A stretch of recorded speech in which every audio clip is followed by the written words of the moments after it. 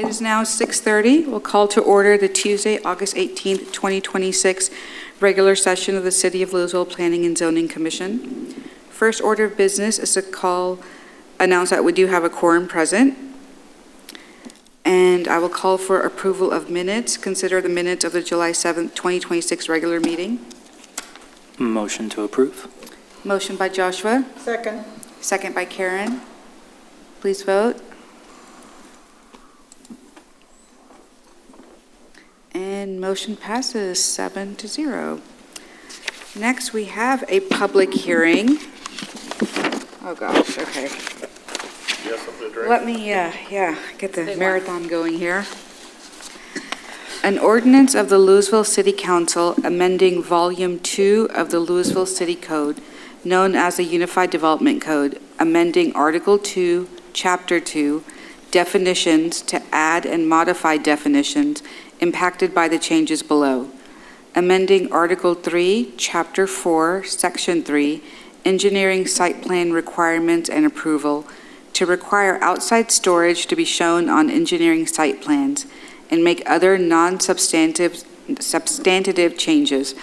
Amending Chapter 7.2, allowed uses by district, Exhibits 7.2 3-2 through 7.2.3-4 to update references to supplemental use regulations, allow independent living facilities in the medical district, allow community centers in the Old Town Mixed Use 2, Mixed Use and Mixed Use 90 zoning districts, and clarify that electric vehicle charging stations are allowed by right in all zoning districts as an accessory use.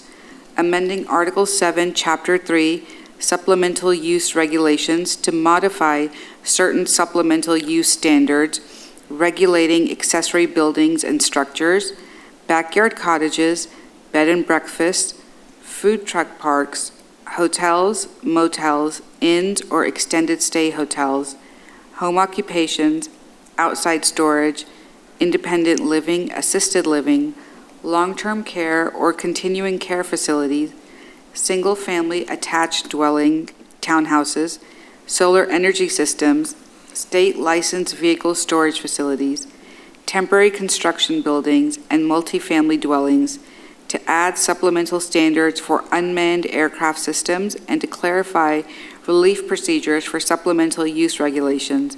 Amending Article 8, Chapter 5, screening requirements, to add standards for screening outside storage and ground-mounted solar energy systems. Amending Article 8, Chapter 1, off-street parking standards, to clarify requirements related to parking for duplexes and non-residential uses, and make other minor clarifying amendments throughout the above listed provisions, providing for a savings clause, repealer, severability, a penalty, and an effective date, and declaring an emergency. Good evening, Commissioners. As you can see, we had quite a scope here. We started wanting to look at backyard cottages and unmanned aircraft systems, and there were some state laws that changed, so we went ahead and threw those into the scope as well. And as we were going through the ordinance, we realized there were some things that could just be clarified, such as making sure we're very clear when a modification to one of the supplemental standards could be done through an alternative standard or an administrative modification versus a special use permit, which triggers the whole public hearing. So whether it's use related, well, that should be a public hearing with a special use permit. But if it's a design standard, that should be something that can go through an alternative standard process, which is a little less onerous on the applicant. So I'll go through and kind of give you the goals. So our goals were to align our local regulations with recent state legislation, to establish standards for unmanned aircraft systems, those are often referred to as drones, to make backyard cottages easier, to correct inadvertent omissions, to relocate and consolidate screening requirements and parking requirements and design standards when it comes to garages, establish the alternative standard as a relief mechanism across all those design-based standards within the supplemental use chapter. We did a little reorganization in there. We had to add some new definitions that go in the definitions section. We had to modify the use tables to incorporate our new uses, so you can see it kind of tentacled out and touched a lot of sections of the UDC. But I'll start with where the biggest changes are, and that is adding the unmanned aircraft systems or drones. So we've added 3 new definitions to help us really understand and regulate these better. So an unmanned aircraft is an aircraft operated without direct human intervention from within or on the aircraft. It's done remotely. An unmanned aircraft system is its associated operational equipment required for safe and efficient flights. And the staging area for this is where it's designated for launch pads, takeoff and landing zones, docking stations, depending on the technology, required safety zones, outdoor storage to provide power and support to those stations. So this is really anything that's a land use. This is the real land use component of the drones. We can't regulate them once they're in the air. That's the FAA's job. So really what we're looking at is just defining what they are and then looking at regulations for the land use itself, so the staging area. So then we're looking at adding the staging area to the use charts as an accessory use. We are looking at prohibiting the staging areas within 300 feet of residential uses, parks, hospital. That's unless it's serving the hospital. There are instances and applications where hospitals might use drones for medicine delivery or something like that. So if it's serving the hospital, that would be permissible. And Leela. We want to limit the ground-mounted staging areas to 1,000 square feet or 10% of the lot area. We're authorizing a 10% reduction in required minimum site parking to accommodate the staging areas. So if you're required 10 parking spaces, you might have 9 and devote 1 to the drone area. The idea here is that it will provide deliveries, so maybe potentially reduce the car trips to the site. It caps the height of the different side-mounted and at the height of the roof line and prohibits street-facing facade installation. So drones can be attached and done many ways. Walmart has them where they're done separate from the building out in the parking lot. Different other operators have them up on poles. Some have them attached to a building so that the person loading the drone's actually inside the building, and then it kind of picks up the package and goes out. They've got kind of like, little doors that open up. So there's all different kinds of technology. But they do typically want these to be fenced. So this would prohibit chain link fencing. It would require wrought iron, tubular steel, or matching masonry. They do want to secure these sites. They also want to make sure that there's enough light, that they're not creating shadows that could throw off the drones. And so those are kind of some of the concerns that the industry had. And we also have exempted police and fire department operations for public safety purposes from those, because obviously our staging areas are going to be on the city facilities where they're required to be at that point in time. Backyard cottages. We had UTA do an analysis of a lot of lots in Lewisville and kind of determine what standards in our backyard cottages were preventing people from using a backyard cottage, what might be making it more difficult and challenging. And so they assessed, and their part of the recommendations were to reduce the minimum size from 400 square feet to 300 square feet. Talking to architects, they felt they could get in a 1-bedroom accessory dwelling unit with a bathroom and a kitchenette in about 250 square feet if they were being really tight, but 300 seemed more reasonable. Allow them to be attached or detached. So if they're detached, they would be in the back of the lot, but we would remove, there's currently a 10-foot separation requirement. We're proposing to remove that requirement. That requirement was based on building code. Once you're 10 feet apart from another building, you don't have to worry about fire separations or openings or anything like that. If you're within 10 feet, then you do have to be concerned about doors and windows for fire spread. So that's something, though, that can be reviewed with the building permit and would be reviewed with the building permit, so we don't really see the need to zone it.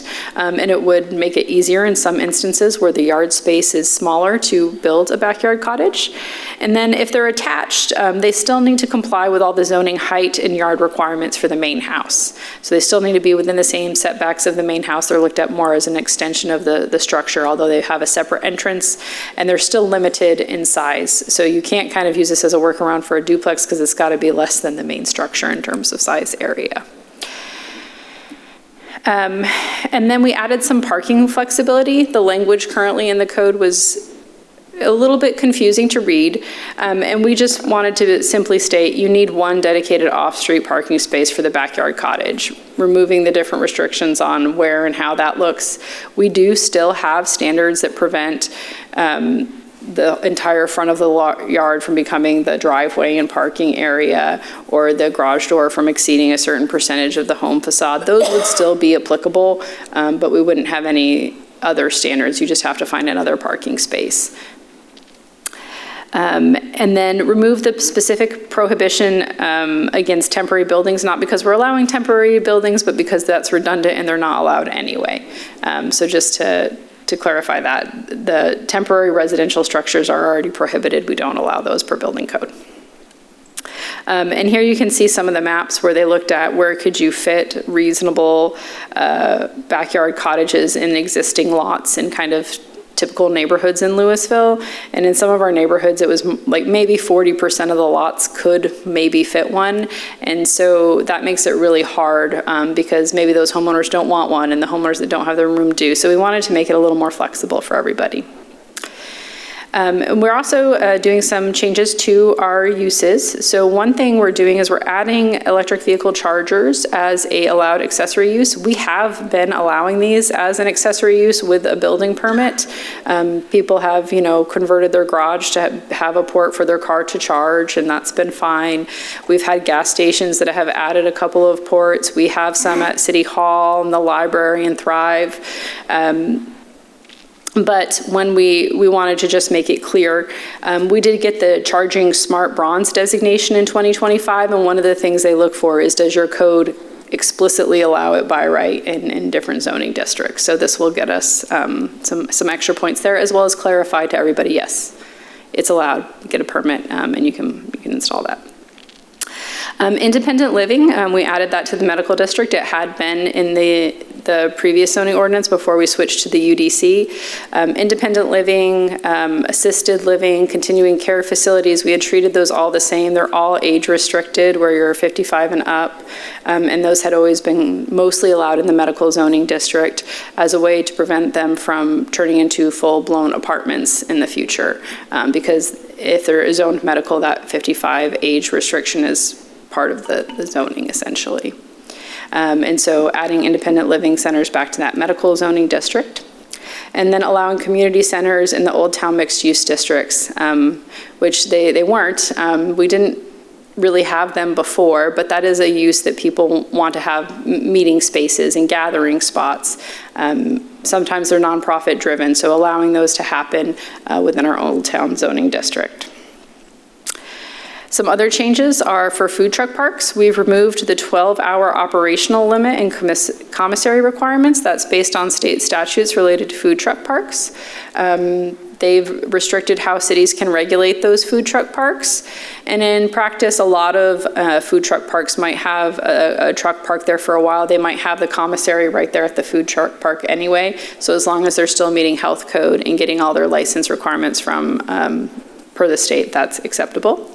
For home occupations, we've removed the prohibitions against vehicle or engine repair servicing, and we've also had to remove the restrictions limiting employees strictly to residents. Those are based on state statutes changes that say you have to allow home occupations as long as there's no evidence of the home occupation from the street. You can't be specific really as to what it is. If people can't tell it's happening, people are allowed to have home occupations, and they're allowed to employ as many people as is allowed by the maximum occupancy of the home.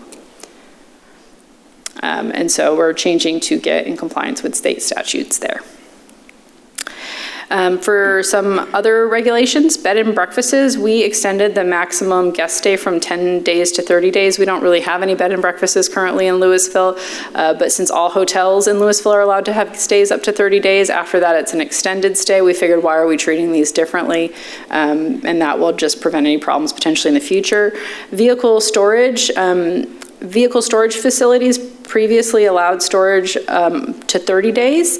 We've extended that to 45 days to allow, a lot of times vehicles will be stored as part of an investigation and the police need to have access to it and kind of want to keep it there a little longer. So we've allowed up to 45 days just if it's a more complicated investigation that can be there a little bit longer. We don't want them stored here forever though, so we do want to limit on that. For screening standards, we've really just reorganized where these were. So for solar panels and outside storage, the screening standards were in the supplemental use standards. We've moved those over to the screening section of the code just so all the screening regulations are together. So there's no substantive changes there. It's really just kind of taking it from one part and moving it to the other part. For parking and garage rules, these were actually, for duplexes and single-family homes, regulations on garage design was in 3 different spots in the UDC. We've taken that and combined it down into one. Basically, we want to make sure that we're not having the whole front of the yard being paved for parking, or the whole front of the house is just a garage entry point. And so again, we're not trying to change the standards here. We were just trying to kind of coalesce them into one location to make it easier to find. Some changes we made to the requirements for engineering site plans is that on your engineering site plan, you must now show any of your outside storage and any of your screening.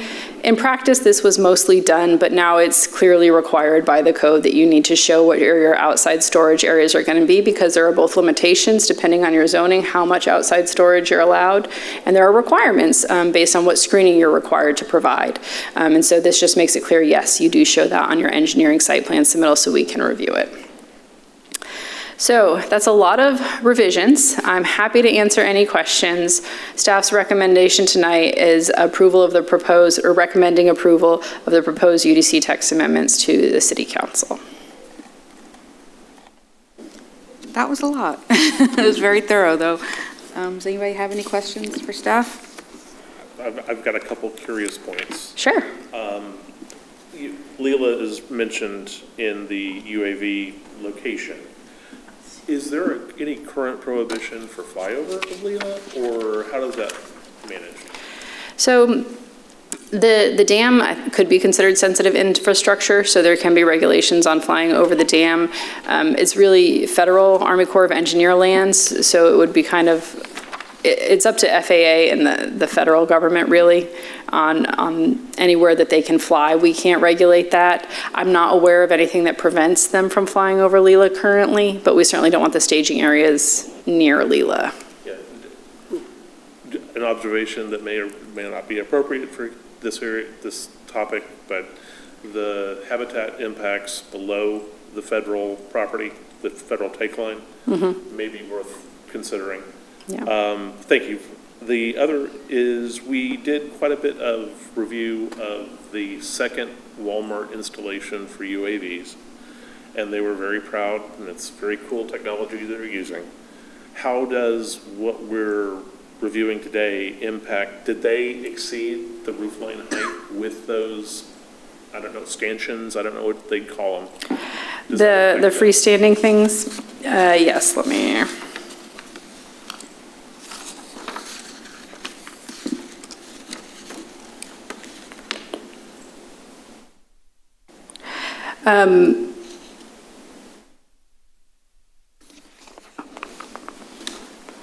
Do you have the printout of the actual? And my apologies if I have my memo here, and it's the roof line is for if it's side-mounted staging equipment. What they have there is not mounted to the side of the building. Okay. It is separate, so it wouldn't apply to them. And lastly, on the EV charging station, this is just a point of curiosity. Has the fire chief been involved in the review with the increasing amount of EV chargers? Do we have, what in your picture is actually by the UAV showed a fire extinguisher. I'm kind of curious, has the city reinvested or built up its EV firefighting capability? I don't know that, I can't answer that specific question. I do know that the fire marshal is in on all of our site plan reviews, so somebody from the fire department is part of the site plan and plan review process. And we've spoken to applicants before, especially when it's in parking garages. That's when it's of the most concern because it's already an enclosed area. They don't really have too much concerns when it's open air, but they do. When we were looking at a site plan where the EV parking charging stations were in the garage, they did request that the applicant consider relocating those out of the garage just to make it easier to fight fire. And the applicant was willing to do so and did in that case. Well, thank you for letting me be curious. Yeah. So I have a piggyback off that on the EV chargers. So this is applying also to home installations? Yes, which we've, and those are typically in the garage. Yeah, those are like, mine's in the garage. I'm like, Yeah. oh my God, I got one on my wall right now. And again, so this is sort of putting on paper what we've already been practicing. We didn't have anything prohibiting it. And so people have been adding, the charging capacity, hopefully getting the electrical permits that they need to make sure that that's done correctly. Okay. I do have some questions. Just because I'm more familiar with the backyard cottages at this point. I think it said on the slide that the height issue is only for attached. No, it's new for attached because attached is new. Okay. So for a detached one, it's going to be limited to the height of the main structure. Okay, I was about to say that's been my experience so far. And it might be helpful that for people that have to breach that 10-foot distance because of how their property is shaped, to give them an asterisk as you just need increased fireproofing materials per building. I don't know if that's an asterisk, but just say there's other fireproofing stuff to be aware of. We can certainly put that in our guides and our checklist. Like if your backyard cottage is within 10 feet of your home structure, be aware there's additional fire requirements that might be required. I love that y'all are making this simpler because this has been kind of a detached jaunt and it's been kind of time consuming. So I'm glad y'all are making it easier to navigate. Thank you. Anybody else? Okay, so I guess I need to open the public hearing? Yes. Okay. We'll now open the public hearing. Anyone wishing to speak, please come forward to the podium, state your name and address for the record. Happy to hear from you. And there is nobody here, so we are just going to turn right around and close this public hearing. Commissioners, are we ready to make a motion?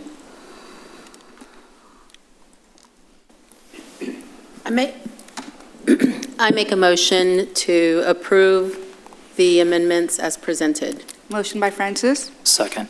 second by Josh. Please vote now. And the motion passes 7-0.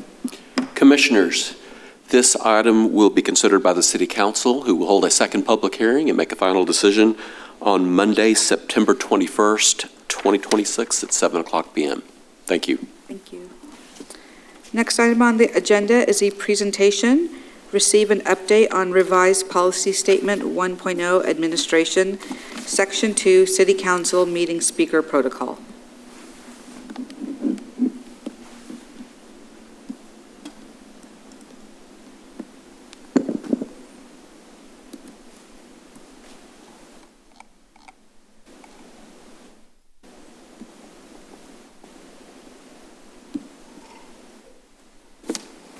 Good evening, Commissioners.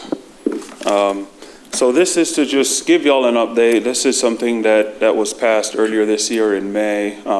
Just giving y'all some update on speakers protocol for council, and I believe some of this would apply to you too. So we wanted to make sure that y'all have the information on some of the things that we're looking at to ensure that meetings are more efficient going forward. So a lot of this update that we're looking at, one, is to just bring a little bit more clearer identification, and part of that is, I know we normally go into asking them for their address, and so this is just going to require them to state their name and state if they where they're a resident, if they're in Lewisville or somewhere else. That's going to be some requirement. We're also looking at groups that are, if there's a group coming in to speak, we want to allow time for the group to get its points across. And so one of the things that we look on here, and this will be mentioned throughout the presentation, is if there's a group of 5 or more, the time allotted for them will be doubled. We also want to give some flexible time controls, so this will allow our chair to flex a little bit at a time. If you determine that that's something that needs to happen in that moment. And then we have a little more talking about what it looks like for public comment, so I'll go into that here. Some of these y'all are already used to, as I mentioned, about a speaker's card. You will have, the card itself would have name and address, and these are things that typically they do at council, and standard way to be recognized. And then number 3, talking about when they're up here, they just need to state their name and where their city of residence, and then they address the chair. Again, this is something I mentioned, is just a group. If there's a group spokesperson, they get double time, as well as if there's a translator here for someone who doesn't speak English, they also get double time as well. And I mentioned the officer's discretion. If our chair feels like this needs a little bit more time, they have that discretion to add that. And then the last one on here is if our applicant or person speaking deems that the 3 to 5 minutes is going to be too short, they can also submit their comment in written format, and that be something that will be read aloud. And this is just to kind of show you what that looked like. We'll have our public comments will be 3 minutes. Those people who are coming to visitors forum would be 3 minutes, and someone's removing their consent, and I'll just turn that in as a card.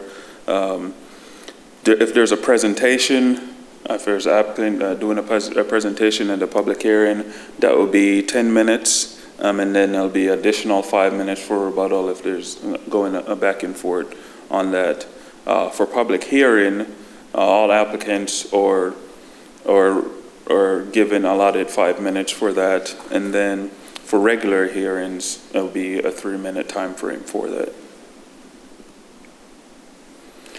The other thing that we want to make clear is audio-visual requirements.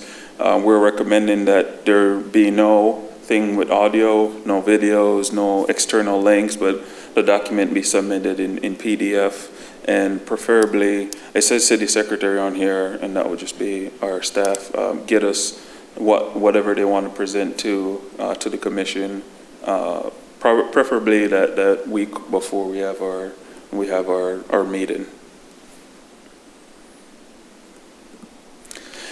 So what does this mean for P&Z? One, this just help, just give a little bit more guidance so y'all are able to advise applicants when they come here at that time that they have allotted, but also encourage residents to know that they do have 5 minutes if they're speaking on a public hearing, and remind them of our PDF guidelines when they're bringing things for presentation, and then also encourage people that are coming in a group setting to,